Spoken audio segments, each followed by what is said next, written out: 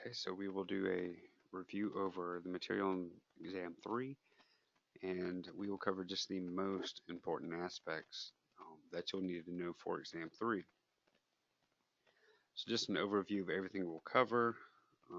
First, again, it's just the key topics. We'll go through an overview of ANOVA. That's what this video is going to be. We'll look at some of the specifics of the one-way ANOVA, the follow-up multiple comparison procedures, the MCPs, and then we will do factorial ANOVAs. This video here is talking about the overview of ANOVAs in general.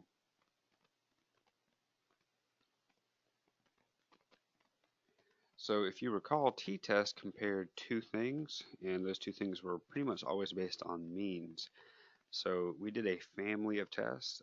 T-test, that's a family of tests. Everything's based off of the t statistic, which is what you spent a lot of your time in exam 2 learning how to calculate.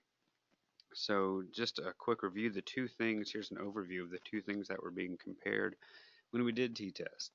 So with the single sample t-test, it was always your samples mean compared to some known value. And for dependent samples t-test, again, it was a single sample. It was just at 2 time points. And then for the independent samples t-test, we know that we had 2 different samples, and you were comparing the means for those 2 groups.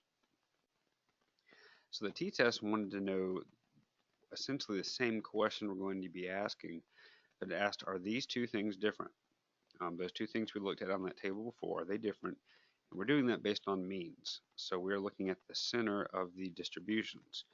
And we said there comes a point, or there is a certain value, a t statistic, a t critical value, where you can tell that the difference between the means is great enough so that our chance of error is quite low.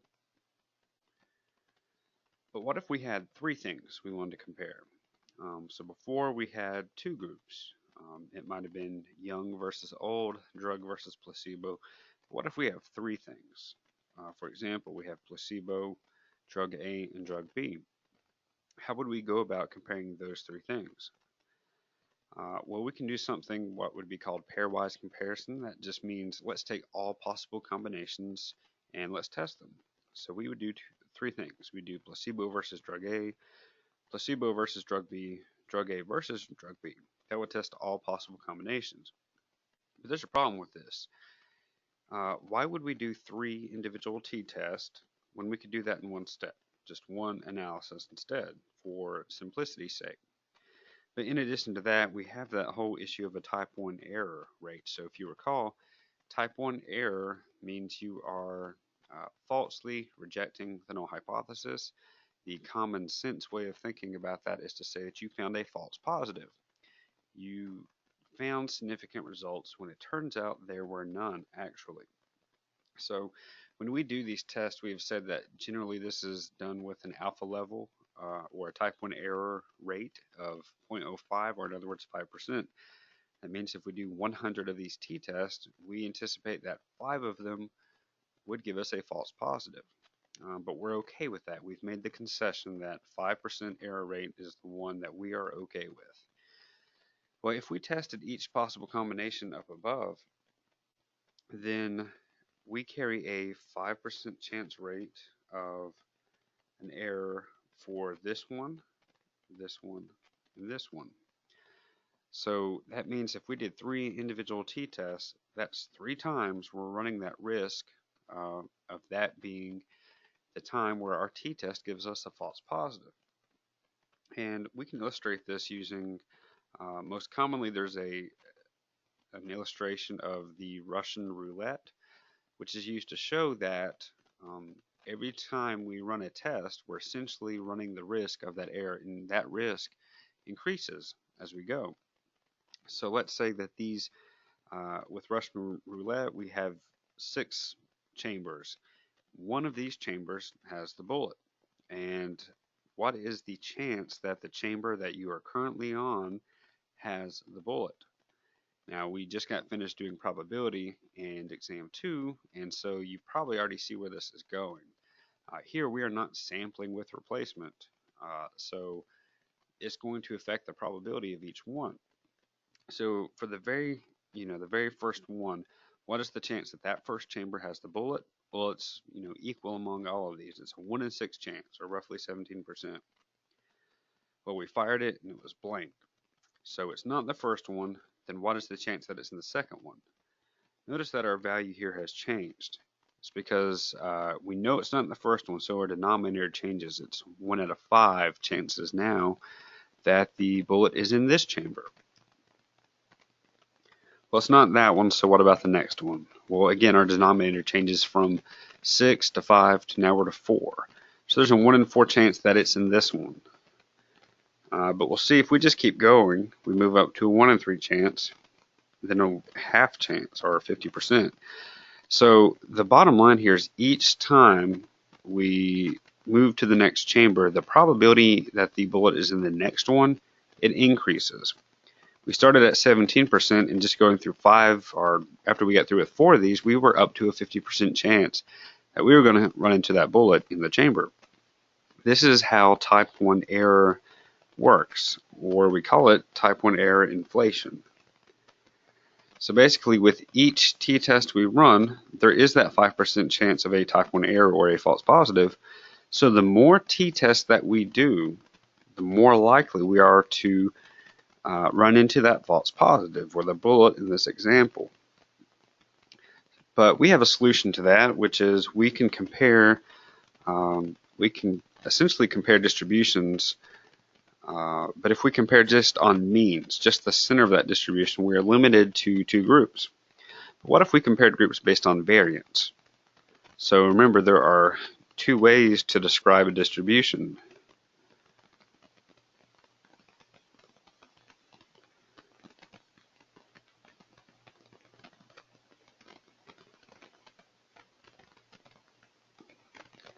We can talk about the center of it, which is the mean, or we can talk about the variability, which is the variance or the standard deviation. If we compare based on the variability, we can compare more than 2 groups. We can go with 3 groups, 4 groups, 5 groups, more groups. And this is the whole purpose, and this is why we have the analysis of variance, or ANOVA. So ANOVA allows us to compare based on variance, and allows us to compare more than 2 groups. And it allows us to do this all in one fell swoop. So in other words, we don't have to do 3 separate individual tests. If we wanted to compare 3 groups, we can do this all in one test. So just some of the differences here, they're both comparing distributions. It's just that t-test compared distributions based on their means, whereas ANOVAs will compare based on their variability, their variance. Hence, ANOVA. So here's just a picture of what we're doing. Let's say we have 3 groups. Each group has a mean, each group has some measure of variability, and we'll just say variance. So here's group 1's variance and distribution. Here is group 2's and group 3's as well.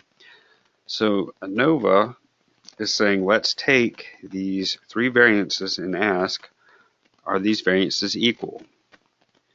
So again, this is just visualizing that we are comparing variances. So just some of the nomenclature, some of the basics within ANOVAs, and hopefully you're familiar with this from following along with the lecture. But it's important that you understand these concepts because these terms are going to come up throughout the exam and throughout the rest of this review. So ANOVA really doesn't discuss things in terms of independent variable. It says factor. That word factor is going to come up a little bit later, but just know that if you see factor, it means independent variable. Those 2 are used interchangeably. It does not matter which one you use. Just understand what they mean.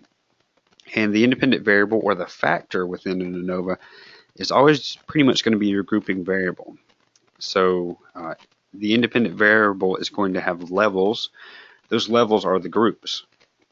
So if you have 3 groups, let's say there's a researcher who has 3 groups and wants to give them 3 different drugs and then measure anxiety. Your factor or your independent variable would be the drug group. Your levels of that independent variable or levels of that factor are the 3 different drugs themselves. So drug 1, 2, 3, it doesn't matter what they are. So understand what a factor is and the levels within the factor, but don't get them mixed up.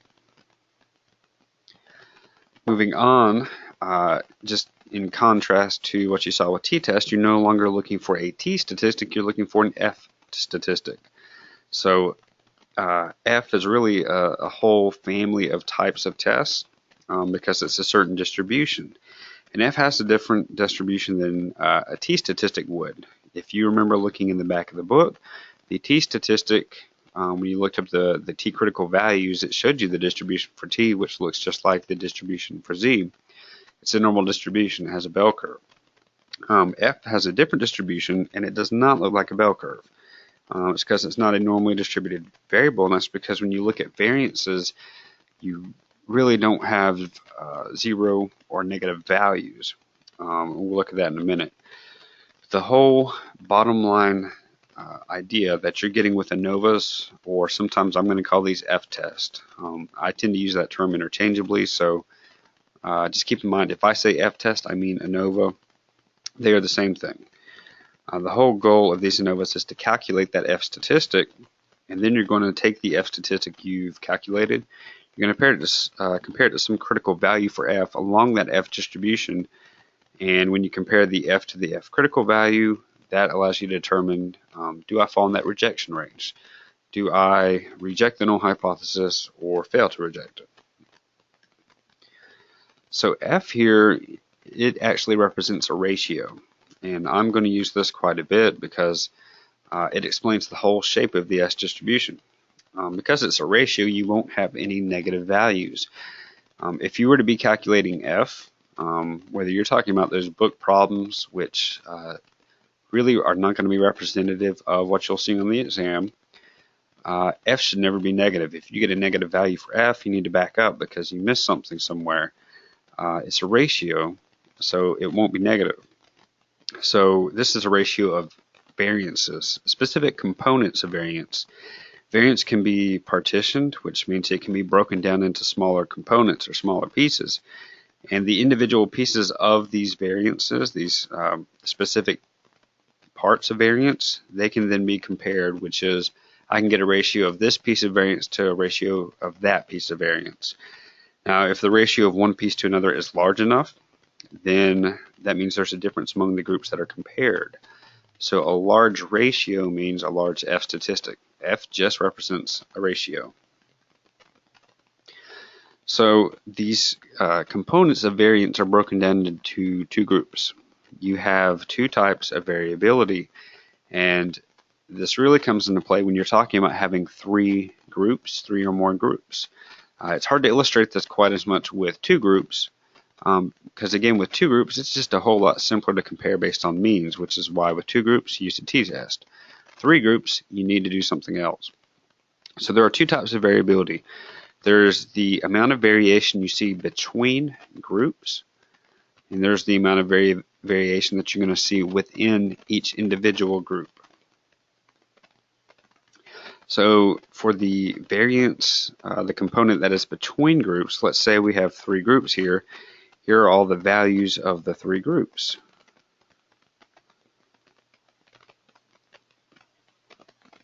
The variability between groups just means, hey, group 1 might be different from group 3, group 3 might be different from group 2.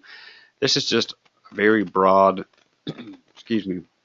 very broad sense at looking at the groups and how they differ from one another based on variance between the groups.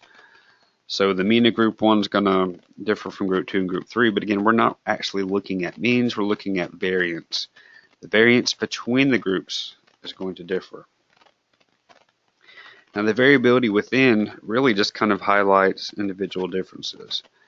So this is the fact that even though all these people are within the same group, they're still going to vary from one another. So everyone in group 1 here might have drug 1. That does not mean that they're all going to look identical, though. They're going to differ from each other within that group, which is why we say variance within. So there are two things being counted for. Variance between groups, so the variation between drug 1 and drug 2 and drug 3, and then the variation within drug 1, variation within drug 2, and variation within drug 3. So ANOVAs just take those broken down components of variance, they get the ratio of the between groups variance to the ratio of between groups variance to the within variance. And that F statistic you calculate just talks about that ratio. So if you had a value of 1 for your F, that means your between variance is the same to your within variance, 1-to-1 ratio. So there's no difference among the three groups, the three drugs, whatever it is that you're comparing. So again, you're going to take your F value that you calculate, and we'll look at this in a minute, and you're going to obtain the F value you calculate. You're going to compare it to table E3 in your book. And this is the F distribution here. It looks a little wider in your book in table E3, but the point is the same. It is got an oddly, almost, it looks positively skewed. This is because this is not a normal distribution. It's not supposed to be a normal distribution because 0 is not a value you're really going to come across with ANOVAs. So it's not a bell curve, and again, this is because we're looking at a ratio.